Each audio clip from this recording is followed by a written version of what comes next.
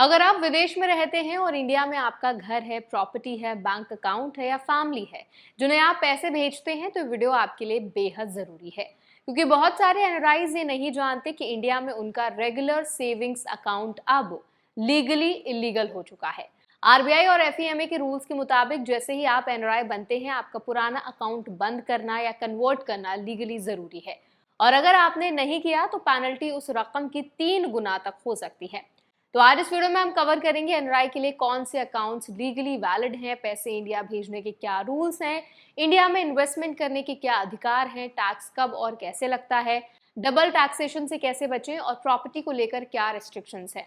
साथ ही ये भी जानेंगे कि कहाँ लोग सबसे ज्यादा गलतियां करते हैं और उनसे कैसे बचें। तो चलिए फिर जल्दी से वीडियो को शुरू करते हैं। हाय, मेरा नाम है वर्षा दुबे और आप मुझे देख रहे हैं एनबीटी टेक एड पर। पहली और सबसे जरूरी बात जो समझनी है, इंडिया में 2 अलग अलग लॉज हैं जो आप पर अप्लाई होते हैं।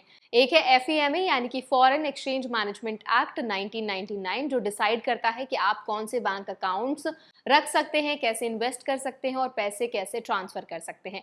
दूसरा है इनकम टैक्स एक्ट, जो तय करता है कि आप पर टैक्स कब और कितना लगेगा। एफईएमए के मुताबिक आप एनआरआई हैं अगर आप एक फाइनेंशियल ईयर में 182 डेज से ज्यादा इंडिया के बाहर रहें।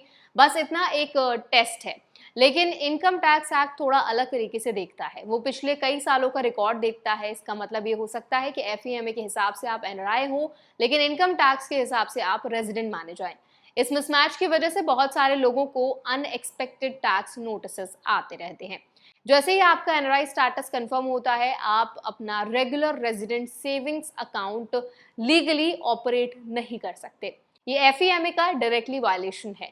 बैंक इसे कभी भी फ्रीज कर सकता है। तो जानते हैं 3 ऑप्शंस क्या हैं।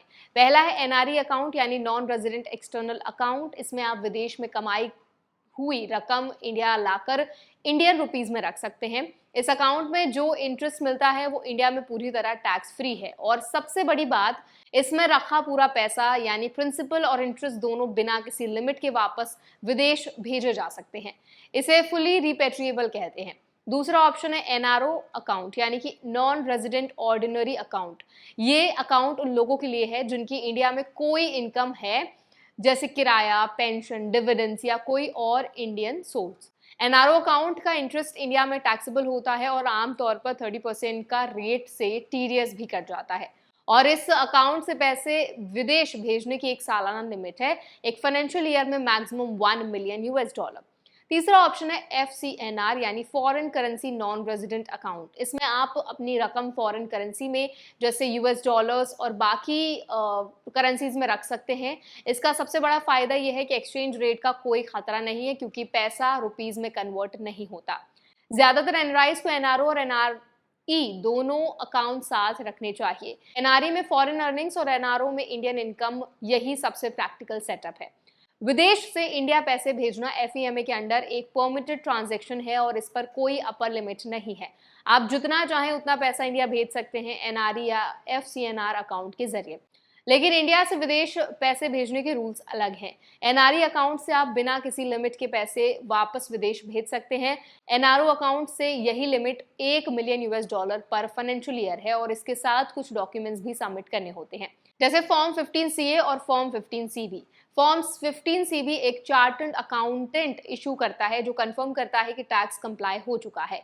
फॉर्म 15CA आप खुद इनकम टैक्स पोर्टल पर फाइल करते हैं। इन फॉर्म्स के बिना बैंक लीगली आपका इंटरनेशनल ट्रांसफर प्रोसेस नहीं कर सकता।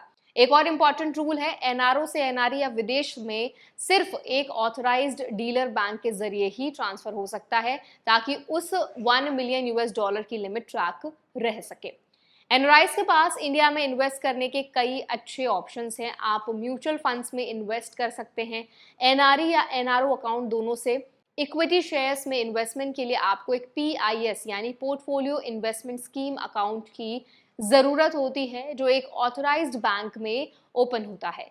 हर ट्रेड आरबीआई को रिपोर्ट करता है। फिक्स्ड डिपॉजिट्स एक सेफ और पॉपुलर ऑप्शन है। एनआरई एफडी का इंटरेस्ट टैक्स फ्री है और एनआरओ एफडी पर टीडीएस लगता है। प्रॉपर्टी की बात करें तो एनआरआईज रेजिडेंशियल और कमर्शियल प्रॉपर्टी खरीद सकते हैं बिना किसी आरबीआई अप्रूवल के। लेकिन एग्रीकल्चरल लैंड, प्लांटेशन प्रॉपर्टी और फार्म हाउस ये एनआरआई नहीं खरीद सकते। ये FEMA की डायरेक्ट रिस्ट्रिक्शन है। प्रॉपर्टी की पेमेंट हमेशा इंडियन रुपीज में नॉर्मल बैंकिंग चैनल से होनी चाहिए, कैश से नहीं। अगर आप NRE फंड से प्रॉपर्टी खरीदते हैं तो बेचने पर मिला पैसा वापस विदेश भेजा जा सकता है, बशर्ते एप्लीकेबल टैक्सेस क्लियर हो चुके हों। अगर प्रॉपर्टी इनहेरिटेड है तो रिपेट्रिएशन $1 मिलियन की लिमिट में रहता है। एक इंपॉर्टेंट रेस्ट्रिक्शन, एनआरआईज नया PPF अकाउंट नहीं खोल सकते। अगर रेजिडेंट रहते हुए खुला था तो उसकी 15 साल की मैच्योरिटी तक कंट्रीब्यूट कर सकते हैं, उसके बाद एक्सटेंशन नहीं मिलेगा। एनआरआईज के रूप में आप सिर्फ उस इनकम पर इंडिया में टैक्स देते हैं जो इंडिया में अर्न हुई हो या इंडिया में रिसीव हुई हो। विदेश में कमाई गई सैलरी, विदेश में किए इन्वेस्टमेंट से जुड़ी इनकम ये इंडिया में टैक्सेबल नहीं है।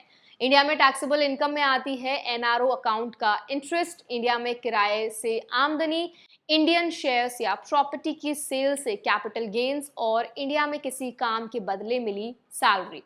एनआरओ अकाउंट पर बैंक 30% की रेट से TDS काटता है। रेंटल इनकम पर टेनेंट TDS काटता है, चाहे किराया कितना भी हो या कितनी बार भी मिले। अगर आपकी इंडिया में टोटल टैक्सेबल इनकम 2.5 लाख रुपए से कम है ओल्ड रेजिम में या 4 लाख से कम है न्यू रेजिम में तो टैक्स नहीं बनता, लेकिन फिर भी ITR फाइल करना फायदेमंद होता है ताकि TDS का रिफंड मिल सके। एनआरआईज को ITR 2 या ITR 3 फाइल करनी होती है। ITR 1 इनवैलिड है। ITR फाइलिंग की डेडलाइन फाइनेंशियल ईयर 25-26 के लिए 31 जुलाई 2026 है। डबल टैक्सेशन से बचने के लिए इंडिया ने 90 से ज्यादा देशों के साथ DTA यानी double taxation avoidance agreement sign किए हैं, जिनमें USA, UK, UAE, Canada, Australia, Singapore शामिल हैं। इसके तहत आपको दोनों देशों में सेम इनकम पर टैक्स नहीं देना होता। DTA का बेनिफिट लेने के लिए आपको अपने देश से TRC यानी कि टैक्स रेजिडेंसी सर्टिफिकेट लेनी होती है और form 10F income tax portal पर फाइल करनी होती है। ये दोनों डॉक्यूमेंट्स बहुत जरूरी हैं। अगर आपने DTA बेनिफिट नहीं लिया और ज्यादा TDS कटा तो ITR फाइल करके रिफंड क्लेम किया जा सकता है। सबसे ज्यादा होने वाली गलतियां और उनसे कैसे बचें। पहली गलती, रेगुलर सेविंग्स अकाउंट NRI बनने के बाद भी कंटिन्यू करना। ये FEMA वायलेशन है और पेनल्टी उस अमाउंट की 3 गुना तक हो सकती है। जैसे ही स्टेटस चेंज हो बैंक को इन्फॉर्म कर दे। दूसरी गलती है ITR में सिर्फ NRE इंटरेस्ट को टैक्सेबल मान लेना। NRE और FCNR का इंटरेस्ट इंडिया में टैक्स फ्री है, इसे टैक्सेबल इनकम में काउंट ना करें। तीसरी गलती, ITR में फॉरेन एसेट्स डिस्क्लोज ना करना। फाइनेंशियल ईयर 25-26 से ITR 2 फाइल करने वालों को 1 करोड़ से ज्यादा के इंडियन एसेट्स डिक्लेयर करने हैं। फॉरेन एसेट्स डिस्क्लोज ना करने पर ब्लैक मनी एक्ट के तहत पेनल्टी लग सकती है।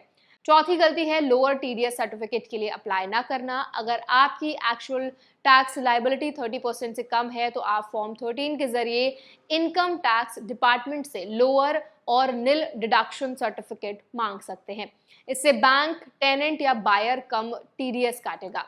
पांचवी गलती है KYC अपडेट ना करना। अगर NRE, NRO या FCNR अकाउंट का KYC समय पर नहीं हुआ तो बैंक अकाउंट फ्रीज कर सकता है। अब ज्यादातर बैंक्स वीडियो KYC और ईमेल के जरिए ये प्रोसेस ऑनलाइन करने देते हैं। तो आई होप ये वीडियो आपके लिए हेल्पफुल रहा होगा। इस वीडियो के थ्रू आपको समझ आ गया होगा कि अगर आप NRI हैं और इंडिया में आपकी कोई प्रॉपर्टी है, अर्निंग है, तो उसको आपको कैसे मैनेज करना है, कैसे इंडियन बैंक अकाउंट्स को मैनेज करना है एज एन NRI। तो अगर आपको वीडियो पसंद आया हो तो उसको लाइक करें, शेयर करें। ऐसी और अपडेट्स के लिए, वीडियोस के लिए हमारा चैनल NBT Tech Ed को भी जरूर सब्सक्राइब करें।